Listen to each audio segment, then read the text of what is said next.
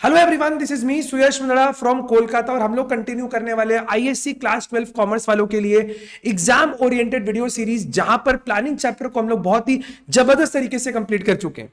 हम लोग स्टार्ट करने वाले अपना नया चैप्टर विच इज ऑर्गेनाइजिंग, जो आपके सिलेबस का सबसे इंपॉर्टेंट येट बड़ा चैप्टर होने वाले। Unlike other videos available on YouTube, हम लोग यहां पर केवल टॉपिक को रीड अलाउड करने वाले नहीं है, बल्कि मेरा पूरा का पूरा डिस्कशन 3 पैरामीटर्स पे बेस्ड होगा, which is understand, revise and learn. Yes, you heard it right, understand, revise, learn. चीजों को पहले समझेंगे, उनको रिविजन करेंगे और उनको याद भी करेंगे, और उसके बाद पूरे चैप्टर के कंप्लीट होने के बाद हम लोग उसके ऊपर कुछ एमसीक्यूज एंड केस स्टडीज को भी सॉल्व करने वाले हैं। तो मेक श्योर आप अपने कॉन्सेंट्रेशन को एकदम चरम सीमा पे रखो, और हम लोग स्टार्ट करते हैं अपना पहला topic which is meaning of organising. देखिए क्या बोलता है। ऑर्गेनाइजिंग टॉपिक को समझने के लिए आपको सबसे पहले यह समझना पड़ेगा कि फंक्शंस ऑफ मैनेजमेंट 5 होते हैं: planning, organising, staffing, directing, controlling. Planning done, plan हमारा बन चुका है, क्या करना है, कैसे करना है, सब कुछ हो चुका है। अभी हम लोग क्या करेंगे? ऑर्गेनाइज। सर ऑर्गेनाइज मतलब क्या होता है? सर ऑर्गेनाइजिंग में बोलता है आप अपने ऑर्गेनाइजेशन में जितने भी एक्टिविटी है, जितने भी, उन सारे के सारे एक्टिविटीज को सबसे पहले आइडेंटिफाई करो। Identify all activities in your organisation, सारे एक्टिविटीज को, चाहे वो परचेज करना हो, सेल करना हो, ऑर्डर देना हो, मटेरियल रिसीव करना हो, उनका इंस्पेक्शन करना हो, उसको स्टोर करना हो, बिल इश्यू करना हो, सारे एक्टिविटीज को आइडेंटिफाई कर लो। उनके बाद जो एक्टिविटीज सिमिलर नेचर के हैं उनको ग्रुप करके एक डिपार्टमेंट बना दो। जैसे फॉर एग्जांपल आपने परचेज से रिलेटेड बहुत सारे एक्टिविटीज को आइडेंटिफाई किया, पहले पता करो कितना रॉ मटेरियल का रिक्वायरमेंट है, उसके बाद ऑर्डर प्लेस करना, मटेरियल को रिसीव करना, उनका इंस्पेक्शन करना, उनको स्टोर्स डिपार्टमेंट में भेजना, बिल को अकाउंट्स डिपार्टमेंट में भेजना। ये सारा काम is grouped under a particular department which is called purchase department. तो सबसे पहला काम क्या हो गया सर? सर ऑर्गेनाइजिंग क्या है? सर ऑर्गेनाइजिंग एक प्रोसेस है। ऑर्गेनाइजिंग एक प्रोसेस है जहां पर हम लोग अपने ऑर्गेनाइजेशन में जितने भी एक्टिविटीज इन्वॉल्व है, उन सारे एक्टिविटीज को हम लोग सबसे पहले आइडेंटिफाई करते हैं और उनको ग्रुप करते हैं। सर उसके बाद वी ब्रिंग रिसोर्सेज। सर कौन से resources? Physical resource, financial resource, human resource, other resource, और उन सब के बीच में we establish authority responsibility relationship. Sir authority क्या होता है ये हम लोग डिटेल में आगे बात करेंगे, जस्ट एक बार ब्रीफली। अथॉरिटी मतलब पावर, रिस्पॉन्सिबिलिटी मतलब ऑब्लिगेशन, किसको क्या काम करना है, कौन ऑर्डर देगा, कौन ऑर्डर रिसीव करेगा, कौन आंसरेबल है, कौन अकाउंटेबल है, इन सारी चीजों को हम लोग स्टैब्लिश करते हैं। कौन मेरा सीनियर है, कौन मेरा सबऑर्डिनेट है, इन सारी चीजों को हम लोग स्टैब्लिश करते हैं। तो सर वापस एक बार, what do you mean by organising? तो सर ऑर्गेनाइजिंग एक प्रोसेस है जहां पर हम लोग सबसे पहले क्या करते हैं? अपने एक्टिविटीज को आइडेंटिफाई करते हैं और उनको ग्रुप करते हैं। सर आइडेंटिफाई करो, ग्रुप करो, ठीक है। फिर bringing together all kinds of resources. Sir कौन सा resource? Physical resource, financial resource, human resource, other resource, और उनके बीच में अथॉरिटी रिस्पॉन्सिबिलिटी रिलेशनशिप क्रिएट करना। सर ऑर्गेनाइजिंग करके क्या करोगे? सर ऑर्गेनाइजिंग करने का सबसे बड़ा पर्पस होता है लोगों को साथ लेकर आना, ताकि वो कॉमन गोल के लिए काम करें। लोग अलग अलग दिशा में काम ना करें, सारे लोगों को एक साथ लेकर आना ताकि वो कॉमन गोल के लिए काम करें। सर एग्जैक्टली हम लोग क्या करते हैं? सर ऑर्गेनाइजिंग एक फ्रेमवर्क क्रिएट करता है, एक दायरा क्रिएट करता है जिसके अंदर आपका ऑर्गेनाइजेशन ऑपरेट करता है। तो सर वापस एक बार, what is organising? Sir 3 part में वो डेफिनेशन को याद करेंगे। सबसे पहला, organising is a process. Sir process 3 चीज का। सबसे पहला, it is a process of identifying and grouping activities. So then we bring together all kind of resources: physical resource, financial resource, human resource, other resource, and establish authority responsibility relationship between them. Sir exact sir अब क्या कर रहे हो? हम लोग यहाँ पर purpose है, तो entire purpose is to bring together people so that they can work and achieve common goals. And basically organisation creates a framework, a दायरा, a boundary within which organisation can operate. I think आप लोगों को मेरा बात clear. अगर आप लोग को चाहो तो आप इस चैप्टर का मेरे साथ साथ रनिंग नोट्स भी ले सकते हो, चाहो तो आप स्क्रीनशॉट लो, जैसा आपको ठीक लगता है, बट प्लीज कंसंट्रेशन को एकदम चरम सीमा पे रखिएगा। हम लोग आगे बढ़ते हैं। सर नेक्स्ट हमारा बहुत इंपॉर्टेंट टॉपिक है इंपॉर्टेंस ऑफ ऑर्गेनाइजिंग। सर इसको याद रखने के लिए निमोनिक है, प्लीज समझिएगा मेरा बात। CAT, GD, RSC। अगर आपको पता होगा MBA के एग्जाम को देने के लिए आपको सबसे पहले कैट का एग्जाम देना होता है। सर कैट के एग्जाम को देने के बाद 2 लेवल होता है। आपको सबसे पहले ग्रुप डिस्कशन होता है और उसके बाद आपका पर्सनल इंटरव्यू होता है। यहां तक का एक बात क्लियर है सर? आरएससी आपने ट्रेन में सुना होगा, अगर आपका टिकट कंफर्म नहीं होता है तो मतलब आपका टिकट आरएससी है, आधा सीट आपको मिलता है, पूरा सीट नहीं मिलता है। अब स्टोरी क्या है, अगर आपने कैट का एग्जाम दिया और केवल आपने ग्रुप डिस्कशन क्लियर किया तो आपको केवल आधा सीट मिलेगा, पूरा सीट नहीं मिलेगा। आपका सीट क्या हो जाएगा sir? RSC, cat GD RSC. अगर आपने कैट का एग्जाम दिया और अगर आपका एग्जाम केवल ग्रुप डिस्कशन क्लियर हुआ, पर्सनल इंटरव्यू क्लियर नहीं हुआ, तो आपको केवल आधा सीट मिलेगा, और आधा सीट को हम लोग क्या बोलते हैं? RSC. So CAT GD RSC, CAT GD RSC. चलिए स्टार्ट करते हैं। सबसे पहला सर, पहले 3 वर्ड को पढ़ेंगे। सीएटी, सीएटी सबसे पहले सी मतलब coordination and cooperation. Sir organising का सबसे बड़ा फायदा क्या है? कोऑर्डिनेशन होता है, कोऑपरेशन होता है। जब जब वर्ड कोऑर्डिनेशन आएगा, कोऑपरेशन आएगा, तब तक 2 वर्ड जरूर आएगा, यूनिफाइंग एंड हार्मोनाइजिंग एफर्ट। अभी हम लोग ऊपर क्या बोले? लोग एक दिशा में काम करें, दिशाहीन होकर काम ना करें, एकजुट होकर लोग काम करें। सो ऑर्गेनाइजिंग क्या करता है सर? ऑर्गेनाइजिंग क्या करता है? कोऑर्डिनेशन और कोऑपरेशन। सर उसमें क्या करता है? सर उसमें ना लोगों के एफर्ट को हार्मोनाइज करता है, लोगों के एफर्ट को यूनिफाई करता है।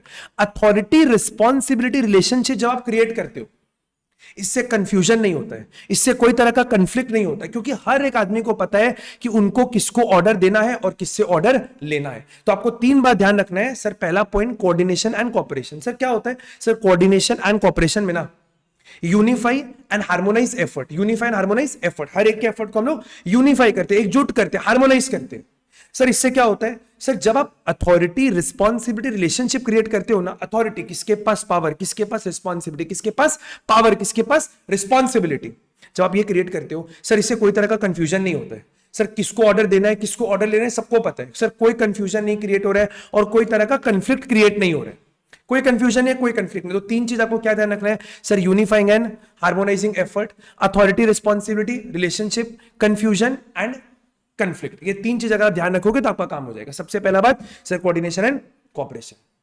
Sir next point, CAT. A का मतलब होता है एड टू मैनेजमेंट। मैनेजमेंट के जितने भी आगे फंक्शंस है उनको सपोर्ट करना, उनको एनकरेज करना, उनको इंप्लीमेंट करने में हेल्प करता है। It provides mechanism for directing efforts for goal. और डायरेक्टिंग एफर्ट्स ही हमारा नेक्स्ट चैप्टर, नेक्स्ट टॉपिक बनेगा, which is directing. So aid to management, it provides effort, provides mechanism for next functions of management. Aid to management एकदम simple सा point है।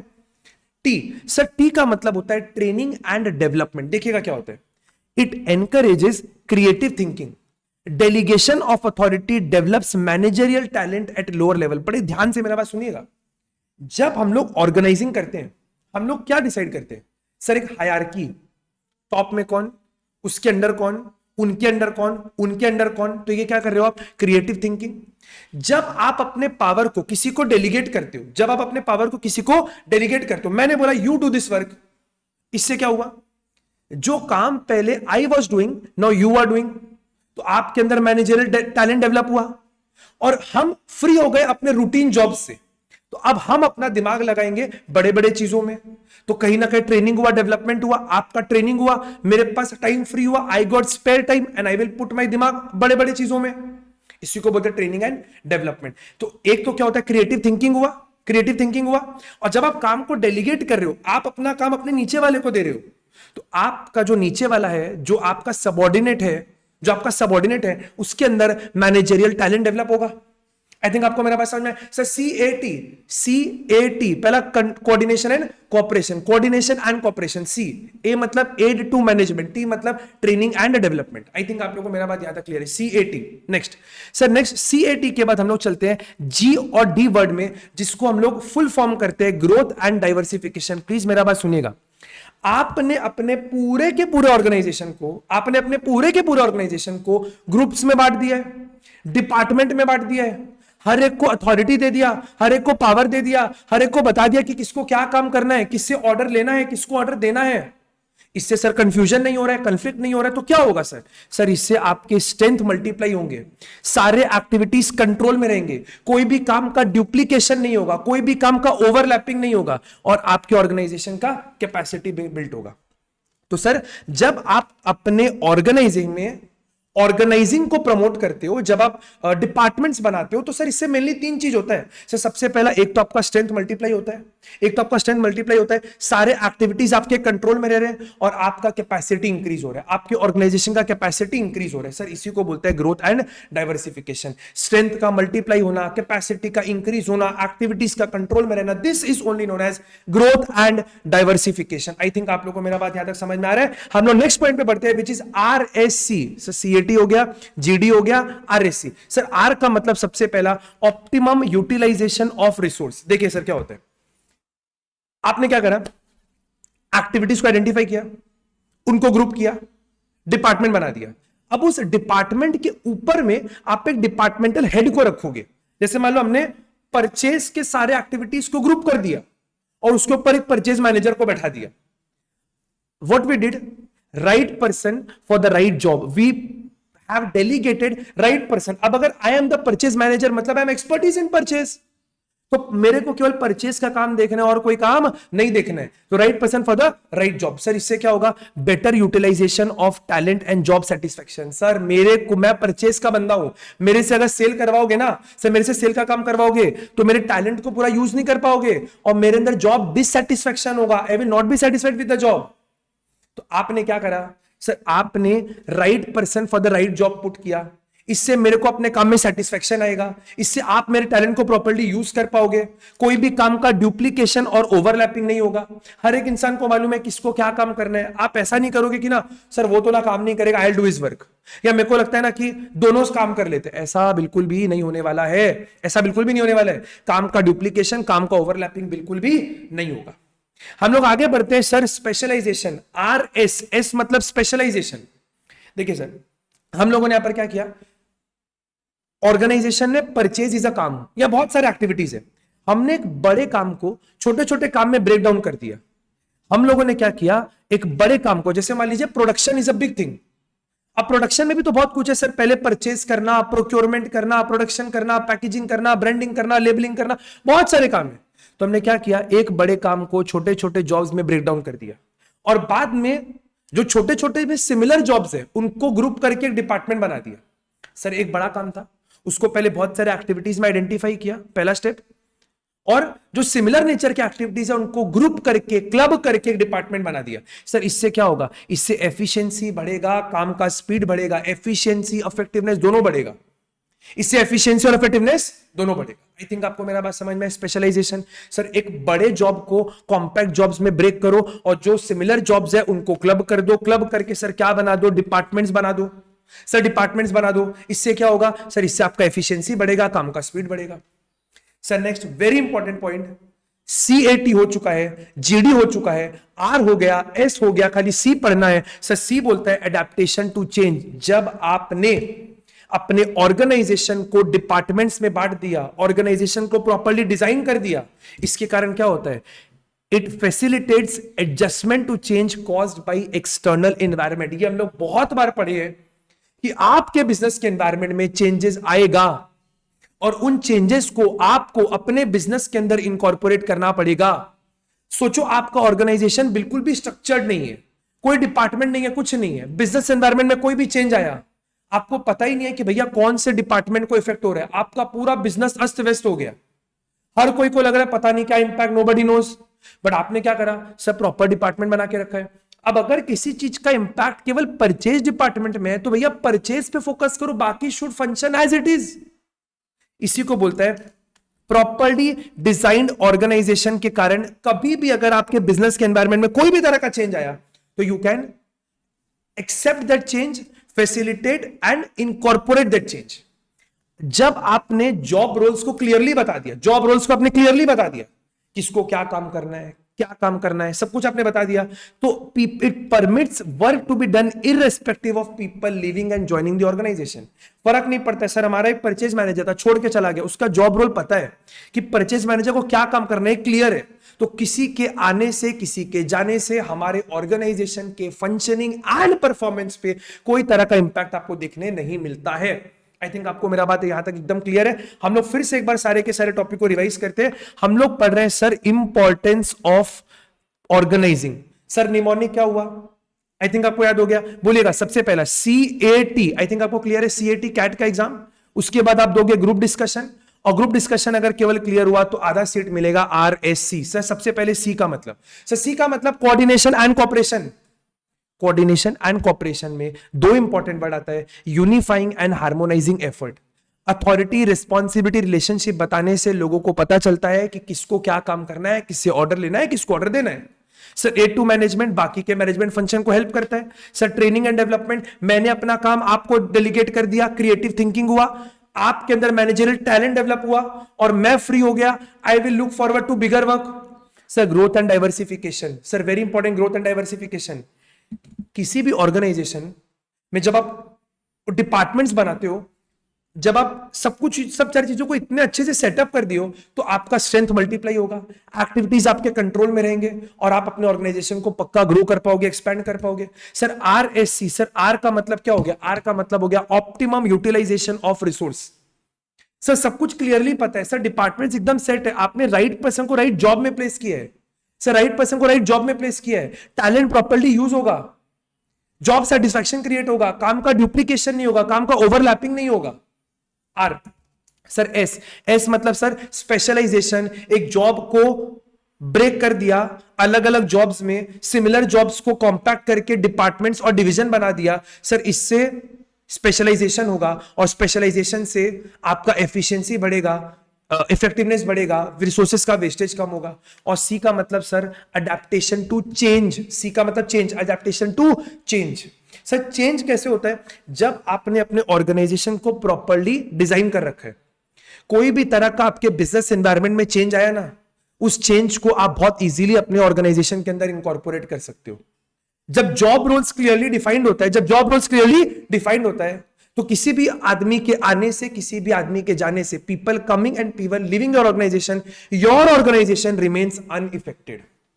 आई think आपको मेरा बात यहां तक एकदम क्लियर हो रहा है। दो टॉपिक हम लोग पढ़े, अगर आपको एक बार पॉज करके रिवाइज करना है तो आप रिवाइज कर सकते हो। हम लोग बढ़ेंगे अपने नेक्स्ट टॉपिक की तरफ। चलिए हम लोग बढ़ते हैं अपने नेक्स्ट टॉपिक की तरफ, which is steps in the organising process. Important topic है एग्जाम के पर्सपेक्टिव से। सबसे पहला यहाँ पे स्टेप जो निकल कर आता है वो है डिवीजन ऑफ वर्क। हम लोग को यहाँ पर क्या करना है? देखिए डिवीजन ऑफ वर्क में हम लोगों को सबसे पहले अपने ऑर्गेनाइजेशन में, अपने एंटरप्राइज में जितने भी एक्टिविटीज है उन एक्टिविटीज को आइडेंटिफाई करना है, ताकि नेक्स्ट स्टेप में हम लोग उन एक्टिविटीज को ग्रुप करके डिपार्टमेंट बना सके। अब आइडेंटिफाई जब आप कर रहे हो तो आपको यह इंश्योर करना है कि आपने अपने सारे के सारे एक्टिविटीज को आइडेंटिफाई कर लिया है। सर ऐसा करने से होता क्या? ऐसा करने से हमारे ऑर्गेनाइजेशन में स्पेशलाइजेशन आता है। जब एक ही काम को एक ही बंदा या एक ही ग्रुप मिलकर करते हैं तो उस काम को हम लोग स्पेशलाइजेशन बोलते हैं। इससे आपके काम में एफिशिएंसी आता है, काम का स्पीड बढ़ता है। इसमें एक एग्जांपल ले सकते हैं, जैसे फॉर एग्जांपल मान लीजिए आपका स्कूल है। अगर आप देखोगे आपके स्कूल में बहुत सारे एक्टिविटीज इन्वॉल्व है, जितने भी आपके सब्जेक्ट्स है, सबसे पहले क्या करा, एक स्कूल ने सारे के सारे सब्जेक्ट को आइडेंटिफाई कर लिया। अकाउंट्स है, कॉमर्स है, इकोनॉमिक्स है, बिजनेस स्टडीज है, ये सारे सब्जेक्ट को आइडेंटिफाई कर लिया। इस आइडेंटिफिकेशन को हम लोग बोलते हैं डिवीजन ऑफ वर्क। तो बोलता है total work is divided into specific jobs. जितना भी आपका काम है उन सारे काम को अपने छोटे छोटे काम में डिवाइड कर लिया, स्पेशलाइज कर लिया। नेक्स्ट स्टेप आपका क्या होता है? जितने भी आपके सिमिलर नेचर के एक्टिविटीज है उन सारे सिमिलर नेचर के एक्टिविटीज को आप ग्रुप करके बना दोगे एक डिपार्टमेंट या एक डिवीजन, और उस डिपार्टमेंट या डिवीजन के ऊपर आप एक मैनेजर को असाइन कर दोगे, आप लोग जॉब रोल्स असाइन कर दोगे। यहां पर आपको क्या देखना है कि डिपार्टमेंट हम लोग चार तरीके से बना सकते हैं। या तो आप फंक्शन के हिसाब से डिपार्टमेंट बना लो, जैसे मान लो purchase department, sales department, production department, accounts department, HR department, इस तरीके से। या प्रोडक्ट के हिसाब से भी डिपार्टमेंट बना सकते हो। कोई कंपनी का मान लो मल्टीपल प्रोडक्ट्स है तो हर एक प्रोडक्ट एक डिपार्टमेंट बन सकता है। या प्रोडक्शन के प्रोसेस के हिसाब से, जैसे मान लीजिए एक टेक्सटाइल कंपनी है तो कटिंग एक डिपार्टमेंट हो गया, स्टिचिंग हो गया, विविंग हो गया, स्पिनिंग हो गया, डाई हो गया, स्टिचिंग हो गया, ये अलग अलग डिपार्टमेंट आप बना सकते हो। तो पहला स्टेप क्या था? Division of work. सबसे पहले काम को आप डिवाइड करो, काम को आइडेंटिफाई करो कि आपके पास ऑर्गेनाइजेशन में काम क्या क्या अवेलेबल है। इससे क्या होगा? स्पेशलाइजेशन होगा। ध्यान क्या रखना है? You have identified all the activities. कोई भी आइडेंटिफाइड एक्टिविटीज छूटना नहीं चाहिए। नेक्स्ट स्टेप में हम लोग क्या करते हैं, सारे के सारे एक्टिविटीज को ग्रुप करके डिपार्टमेंट बनाते हैं।